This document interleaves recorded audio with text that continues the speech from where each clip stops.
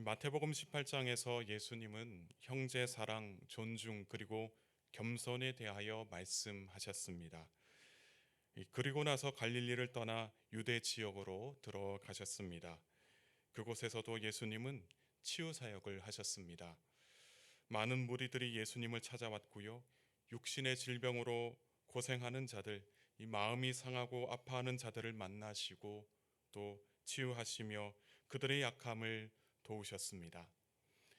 예수님께서 이렇게 치유 사역을 하고 있을 때 바리새인들이 찾아왔습니다. 그리고 그들이 예수님을 시험을 했습니다. 그들의 질문은 남자가 어떤 이유로 아내를 버리는 것이 정당한 일이냐라는 질문이었습니다.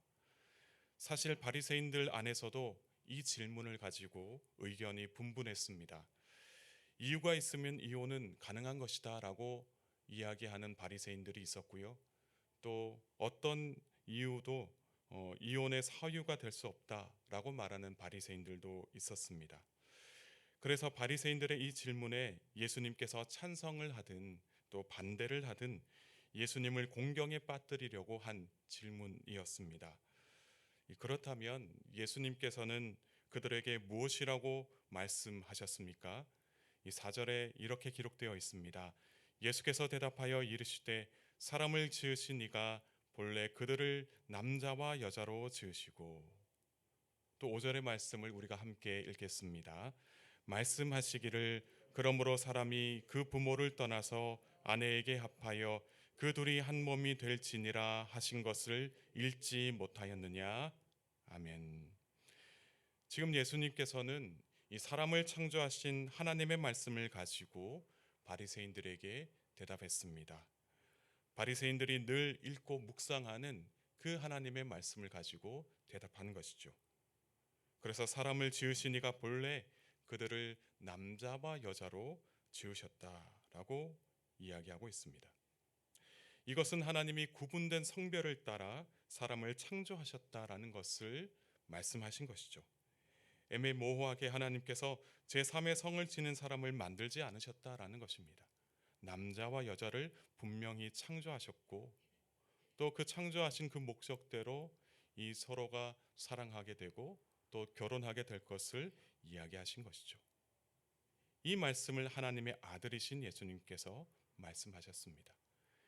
예수님이 하나님의 아들이시니까 이 예수님께서 하신 말씀은 하나님의 뜻과 같습니다. 그래서 하나님께서는 사람을 창조하실 때 특별히 사람이 그 부모를 떠나서 아내에게 합하여 그들이 한 몸이 될지니라, 그렇게 하나님께서 말씀하셨다라는 것이죠. 그래서 사람은 누구나 부모님을 떠나게 되어 있고요. 그리고 배우자를 만나 한 가정을 이루며 살아갈 것을 하나님께서 정해 놓으셨다라고 말씀하십니다. 그래서 우리가 알아야 할 것은 결혼은 하나님의 섭리다라는 것입니다. 이어서 예수님께서 말씀하시는 것이 또 무엇이냐면 6절에 이렇게 기록되어 있습니다. 그런즉 이제 둘이 아니요 한 몸이니 그러므로 하나님이 짝지어 주신 것을 사람이 나누지 못할지니라 하시니. 하나님께서 말씀하셨습니다. 결혼한 남녀는 이제 둘이 아니라 한 몸이다라는 것이죠. 한 몸이 된다라는 것은 정신적인 것이나 육체적인 것 모두 하나가 되는 것을 의미합니다. 혼자 살아왔던 세월에서 벗어나 이제는 함께 생활하면서 어떤 일에 함께 기뻐하고 즐거워하기도 하고요. 또 힘든 일을 겪으면서 함께 슬퍼하고 분노하며 살아가는 그러한 공동체가 바로 부부다라는 것입니다. 이렇게 상호 간에 깊은 유대감을 가지며 살아갈 수 있도록 허락하신 분이 바로 하나님이시다. 이렇게 사람이 살아갈 수 있도록 하신 분이 바로 하나님이시다라는 것입니다. 어떻게 보면 하나님은 결혼을 적극 권장하시는 분이 아니신가라는 것을 생각을 하게 됩니다. 우리가 지나가는 말로 어떤 부부를 보면서 잘못 만난 것 같다라고 쉽게 말하지만 그렇지 않다라는 것이죠. 모든 만남은 하나님의 계획 안에 있다는 사실을 우리가 기억해야 합니다.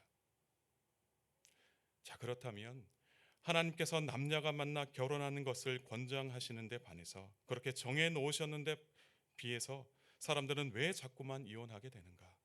특히나 그리스도인들 중에서도 이혼하는 분들이 많은데 이것을 우리는 어떻게 받아들여야 하는가라는 것입니다.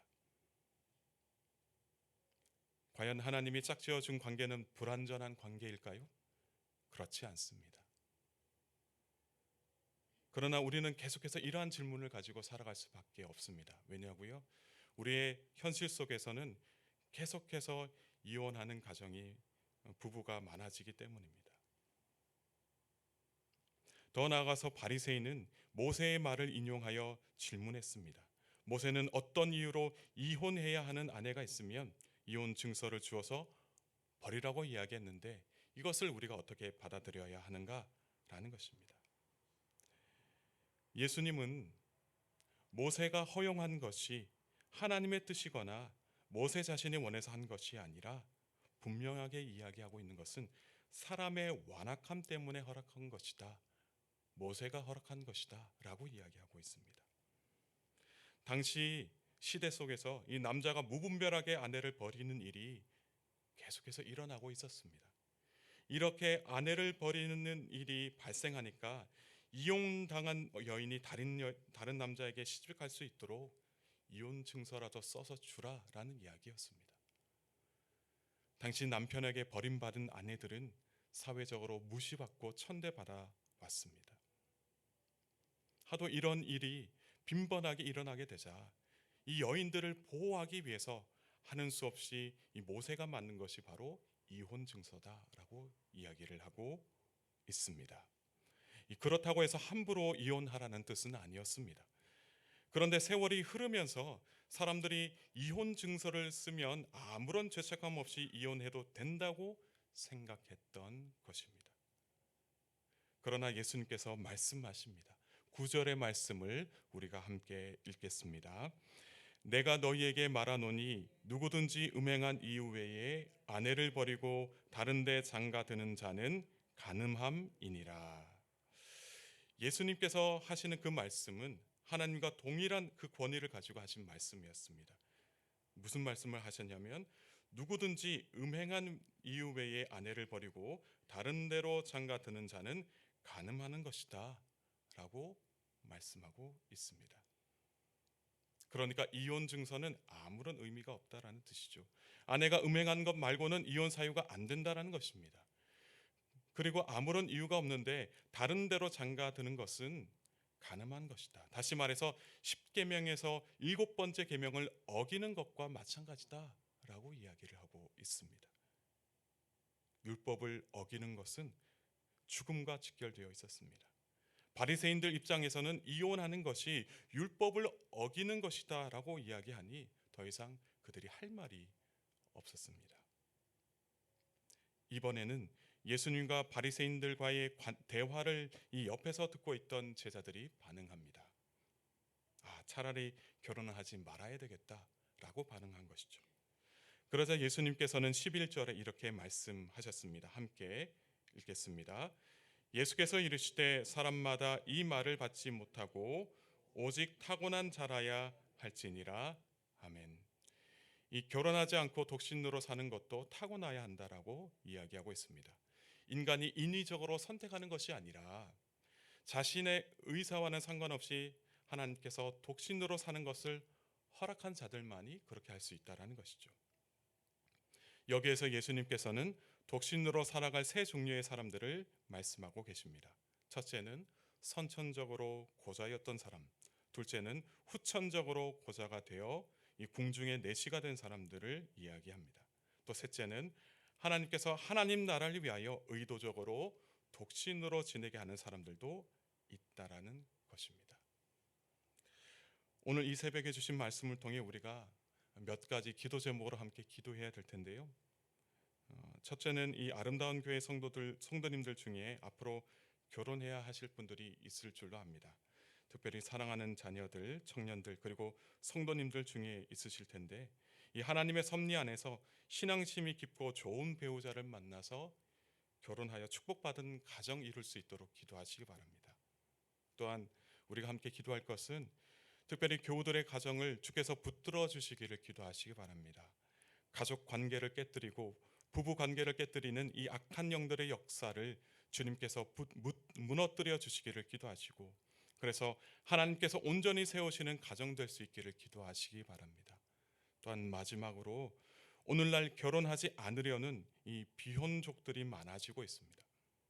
주께서 이 나라 인민족을 불쌍히 여겨 주셔서 이 결혼할 수 있는 환경으로 변화시켜 주시고, 또 결혼을 거부하는 사람들의 마음을 변화시켜 주셔서 대한민국이 다시 새롭게 될 수 있도록 오늘 이 새벽에 기도하시기 바랍니다. 함께 기도하시겠습니다. 하나님 아버지, 오늘 이 새벽 제단을 쌓게 하시는 하나님의 은혜에 감사드립니다. 특별히 주님께 나와 예배하게 하심도 감사드립니다. 오늘 하루도 주님의 뜻대로 살기를 원하오니 성령 충만하게 하시고 지혜와 능력을 더하사 삶의 자리를 하나님 나라로 변화시키는 놀라운 은혜를 더하여 주옵소서. 주님, 아름다운 교회를 복되게 하사 결혼하는 성도들이 많이 늘어나게 하옵소서. 무엇보다 사랑하는 자녀들, 청년들, 성도들 가운데 특별히 결혼하고자 하는 우리 성도님들이 있다면 좋은 신앙과 좋은 인품을 지닌 배우자를 만나게 하시고 하나님의 은혜 안에서 복된 결혼할 수 있도록 주님 은혜 베풀어 주옵소서.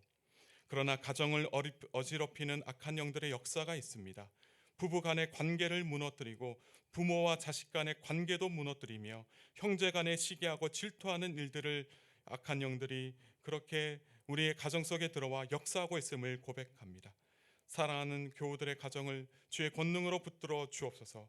그래서 하나님의 사랑으로 서로 사랑하고 세워주며 하나님이 기뻐하시는 가정을 온전히 이루며 살아갈 수 있도록 주님 은혜 베풀어 주옵소서. 주님, 시대가 혼란스럽고 세대가 악하여 점점 결혼을 거부하는 사람들이 많아지고 있음을 고백합니다.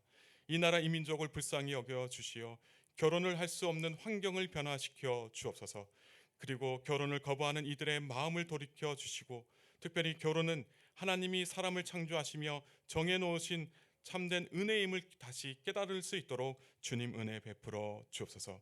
그래서 이 나라가 하나님의 은혜로 새롭게 되는 놀라운 역사를 경험하게 하옵소서.